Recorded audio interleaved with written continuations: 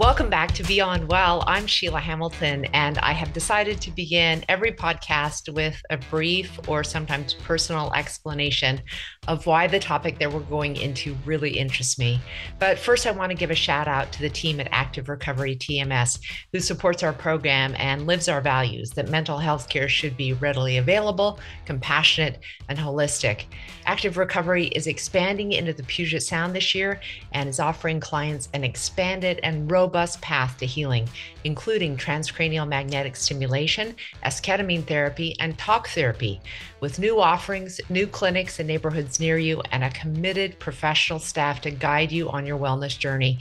Active Recovery is changing its name to Active Path Mental Health, a reflection of its commitment to every client who deserves an active and purposeful path to better mental health. In this episode, we're going to be talking about how to remain positive during economic downturns and job layoffs.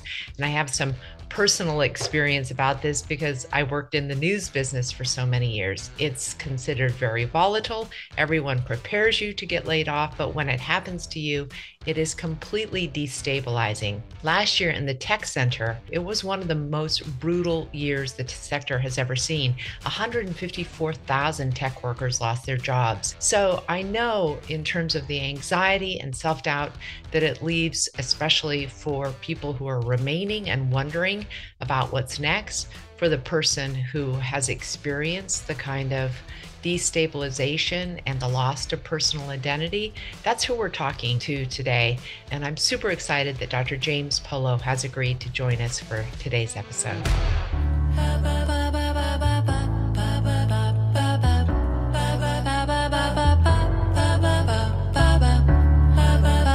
Dr. Polo, it is so good to see you again, and Happy New Year. Same to you. What happens psychologically when we get laid off?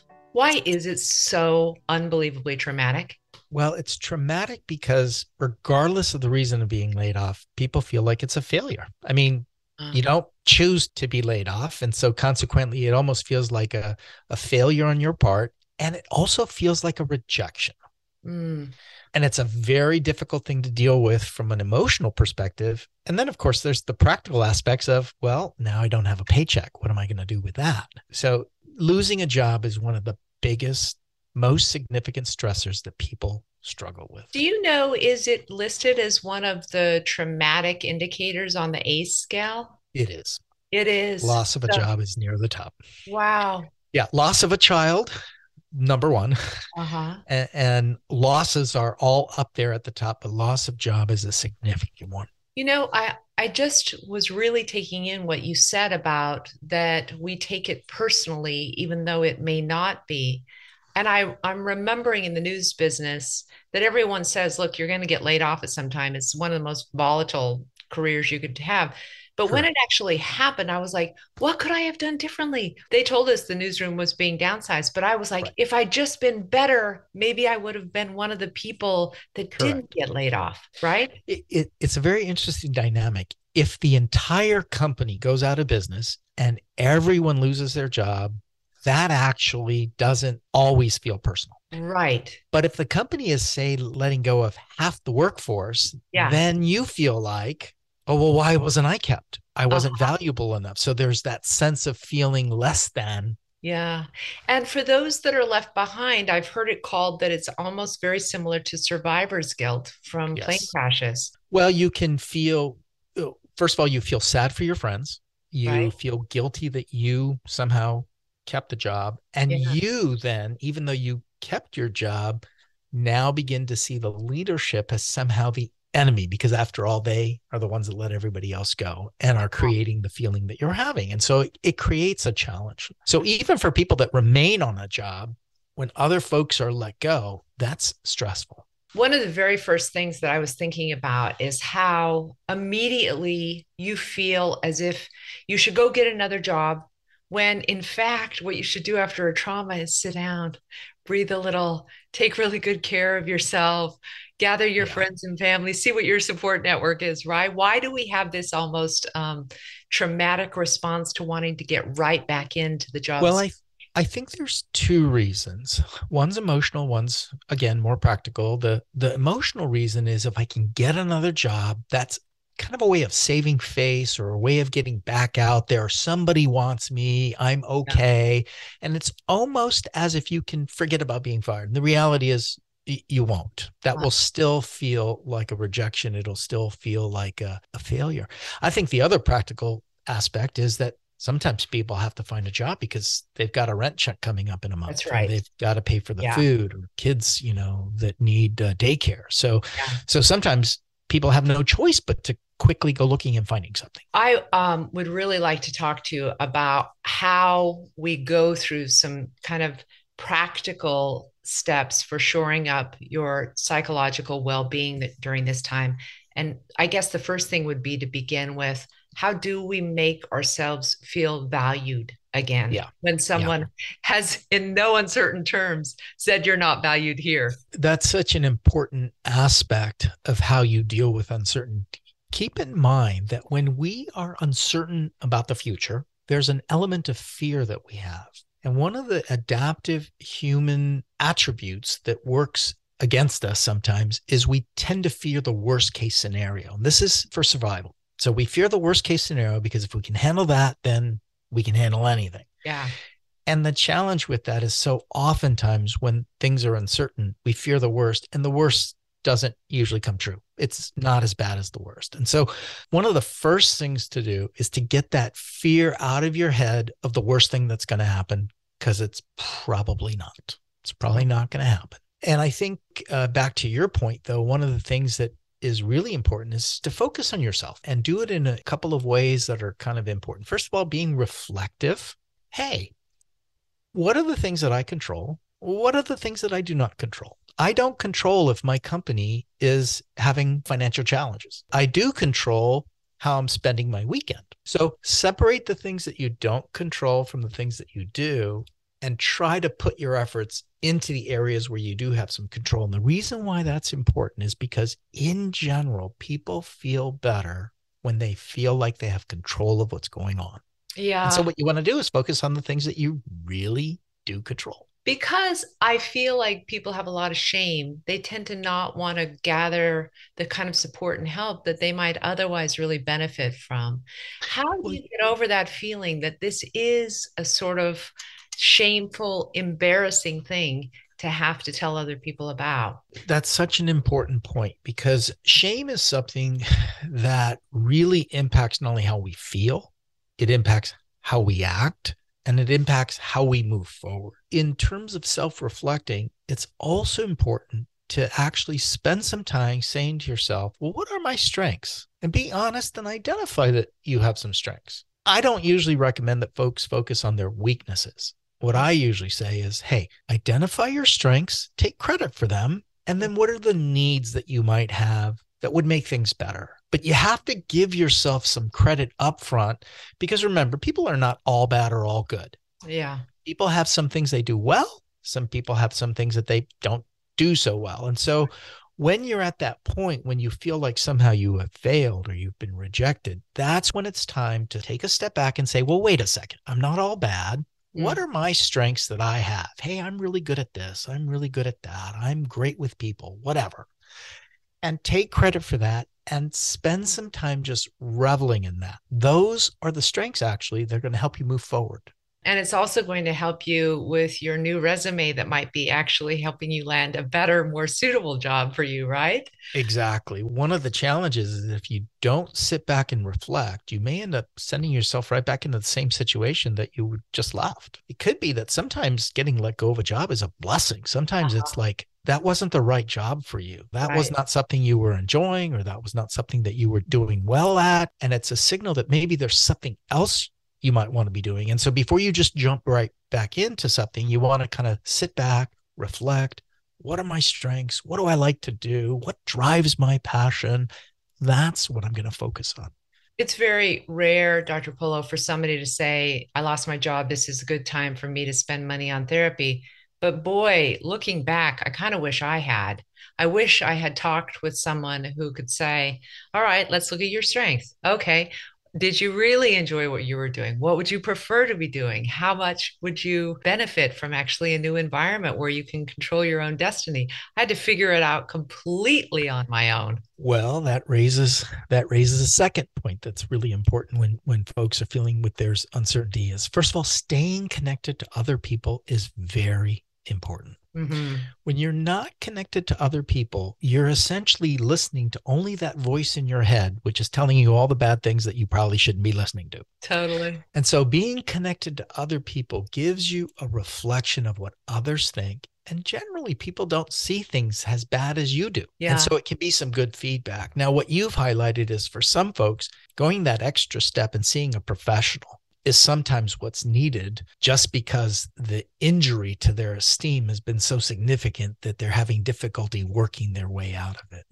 I do want to share an experience that happened to me. A really talented young woman was laid off from the radio industry when I was a news director, and I really wanted to hire her.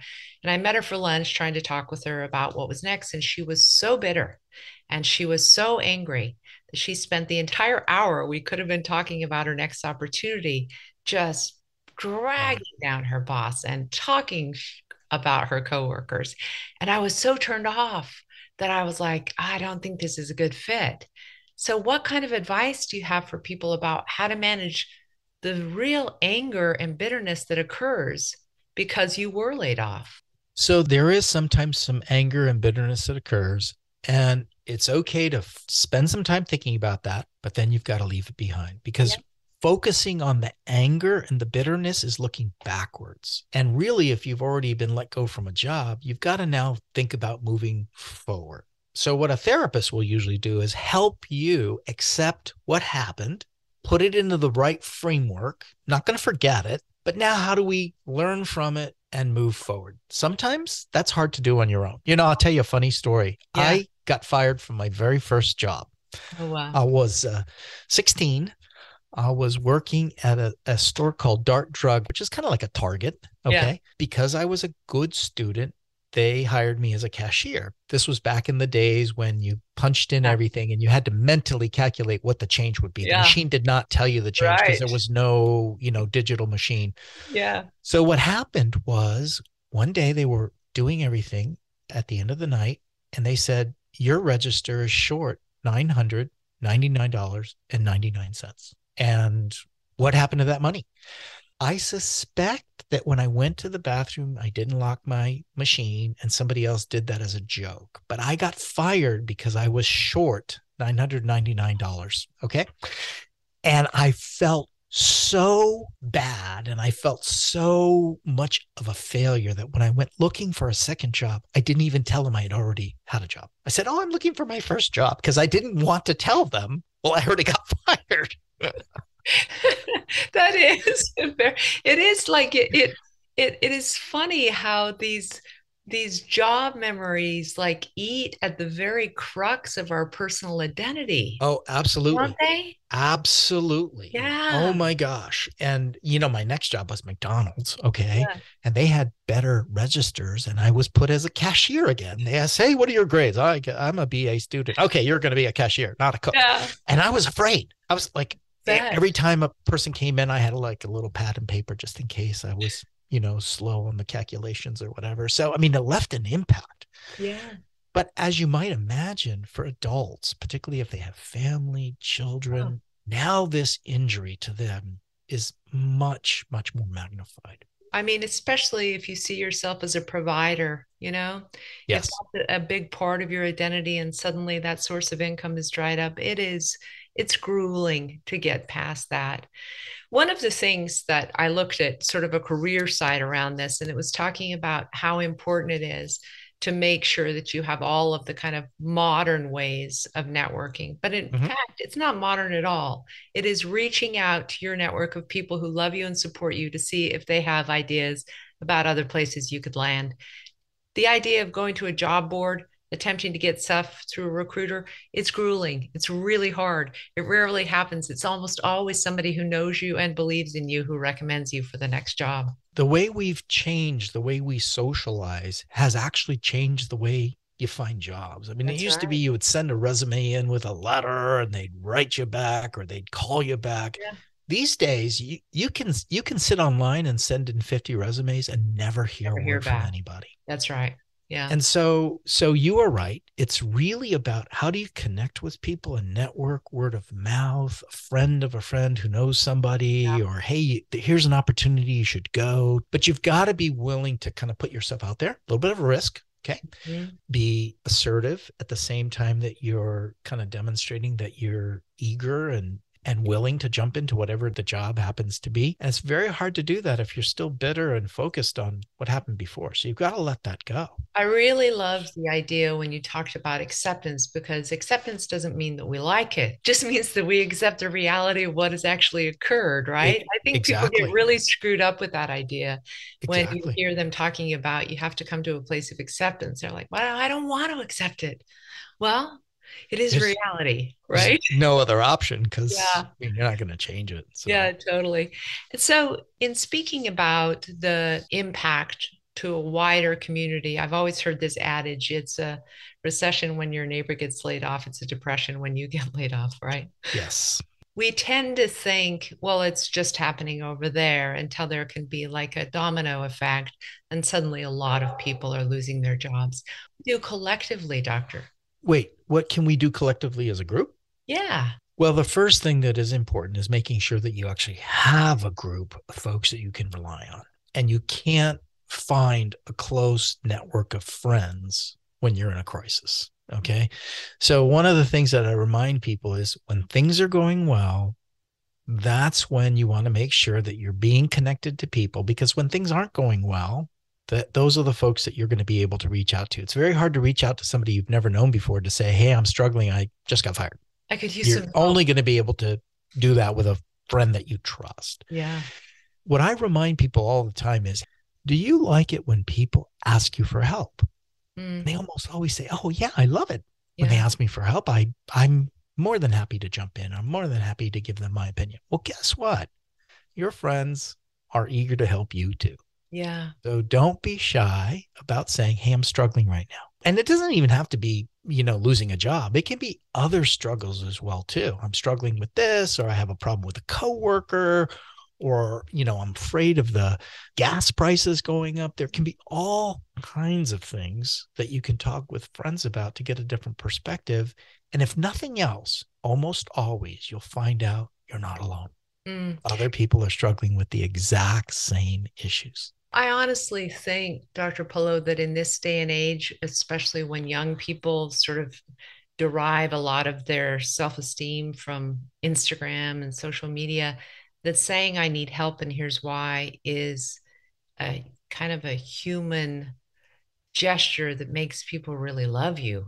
They're like, oh, thank You God know, somebody it, else is struggling. it's very interesting. Some of the recent data that's been looked at from an employment perspective shows that millennials are more likely to ask for help when they're struggling emotionally than than other Boomers generations. or yeah, or And I yeah, think it has to do a lot with the fact that young people these days are online all the time. They're sharing everything about their lives, yeah. pictures of everything they do. And so when they run into a challenge, it's very hard to hide it because they've been so open out there. Uh-huh. Yeah, that makes total sense. And in terms of the guidance that you would give someone about how long to wait before getting a new job, how long to wait before kind of the trauma of this announcement or decision that disrupts your life? Is it like when they say when you get a divorce, don't get into a new relationship for at least 6 months? That's a great question. When it comes to relationships, I remind folks don't get involved in a new relationship until you've totally gotten over Recovered the from the old one. last. Okay. And that Yeah. that time can be different for different folks. I don't think there's a magic time that you need to wait. Mm, If you've gone through the process of first of all saying to yourself, well, what happened? mm-hmm. Why am I upset about this? What are my strengths? What can I do? What do I want to do moving forward? What are the things that I like to do that drive me? When you're ready to make that step, it's okay to move forward. Some folks can go through that and it might only take a few weeks. Other folks, it might take a little bit longer. Mm. What happens more often than not, though, is people feel pressured to quickly get a job so that they can feel good again, or quickly get a job because they actually need to have a job. Yeah, and it's too bad that there isn't a little better buffer zone for Americans so that we could really use that time to reflect on what it is that we might want different in the next job. Depending on the type of job and depending on how one loses a job, there are unemployment benefits that at least give you a little bit of a source of income that can help you take your time. Yeah. And I will often tell folks, take advantage of that. There are folks that actually won't take advantage of that because they're embarrassed. Hey, I'm not going to go on unemployment because, I don't want anybody to know that, I lost my job. But that short period of time can be just enough and what it takes to be able to kind of handle what happened and move forward. Yeah. And the other thing that really becomes sometimes very hard to do is look at the big picture. Hey, look, it's a tough economy right now. It's not just you, it's everywhere. Mm-hmm. So it's not just about you not doing something. It's about the fact that we're all struggling together. It gets back to your idea about community. I look at those pictures of the Great Depression and all of those men dressed in their suits in the soup line. And I think here they are dressed with so much integrity and professionalism to stand in line for food for their families. And there was something about the fact that it was happening to everyone that I think made that okay. Yeah. It's funny. Recently in the media, they were talking about Elon Musk, who bought Twitter, and the first thing he did was let go of half of the workforce. Yeah. That has to have been just incredibly difficult for all those people that lost their jobs. Yeah. But if you think about it, do you think any one of those individuals actually had a choice or could have made a difference? I mean, it had nothing to do with them. It had everything to do with whatever was going on at this, much higher business level. And so sometimes you really have to do is you have to just remind yourself, okay, this is not about me. Now, obviously, if you're let go specifically for something you did, then you might have to spend some time thinking about, well, did I really do that? And, maybe yelling at my boss is not the right thing to do. Yeah, exactly. Was I subconsciously trying to get let go from that job? I think that's a good question as well. Dr. Polo, it's such a delight to have you on the program. Oh, it's good to see you. And I'm hoping it's going to be a great year. And actually, despite the fact that we're starting with a lot of uncertainty, there's a lot of good things to look forward to. I think so too.